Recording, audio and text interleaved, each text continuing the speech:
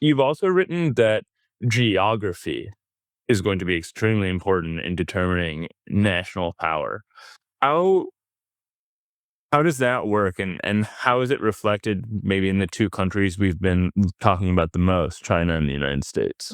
Using geography to understand culture and politics and economics is very old school, pre-World War II. And before World War II is really the only way to understand it. Because before we had globalization and integration, everyone was in some form on their own, and it really mattered what they could do by themselves. And geography has always been the delimiter for that, geography and climate. So if you've got a large chunk of flat land and it rains, you can feed your population. If you have a lot of naturally navigable waterways, you can move product around your system at a very low cost, which will mean you'll have a stronger financial system from the efficiencies that generates. If you've got a coastline that has a good port potential, then you have the opportunity of reaching out to touch someone, whether positive or negative. That means you either have an expeditionary military or a trade network or both.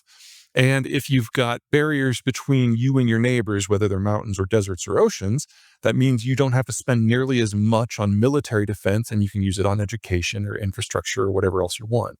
So having a kind of a gooey center and a crunchy outside, that's what the successful countries of the world have always had. And that's the United States, and that's Britain, and that's France, and to a degree that's Japan, and that's Turkey. And that's why these countries have come up and over and over and over in all of our histories as the powers to watch. Not the political entities that are there, the entities that manifest on those geographies. So the Eastern Roman Empire outlasted Rome by a millennia, and then was taken over by the Turks and became the dominant power for a half a millennia. And Turkey today remains very, very, very powerful. It's not about the people, it's about the place. Until World War II. And with World War II and globalization, the United States said basically, nah, everyone can play now. And for the first time in human history, it didn't matter if you could feed your people, didn't matter if you had good natural infrastructure, didn't matter if your borders sucked and were very easy to invade. You had strategic overwatch from the most powerful country in the world and access to the entire world. So you could import whatever you needed, build whatever you wanted, export whatever you needed. And that's how we got the hyper-globalized system we have today with 200 countries. This will not last.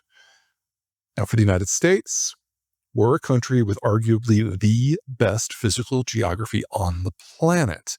And what we have done since 1945 is sublimate that in favor of the creation of the global community, because the global community worked for us for the Cold War. That community goes away, we fall back on our geography, we look really good.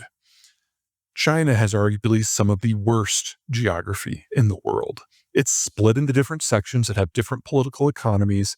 It doesn't have good buffers. It's got a line of islands off its coast, Japan, Taiwan, the Philippines, Indonesia. They're called the first island chain, that it has in history never really been able to penetrate through militarily, much less commercially.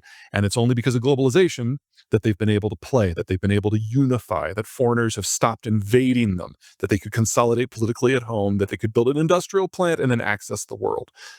That all goes away without globalization. And so they are looking at national destruction before you consider the demographic collapse.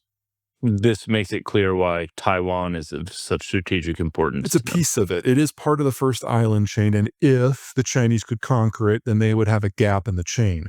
Doesn't solve their demographic problem. Doesn't solve their global access problem. But at least it would give them a theoretical outlet. If China is to succeed as a power, Taiwan's not enough. It's just one piece. They then have to get the Philippines and Indonesia and Singapore and probably Sri Lanka just to be able to get to the energy sources in the Persian Gulf. So it's like step one of like 37 necessary, but doesn't get them where they need to go.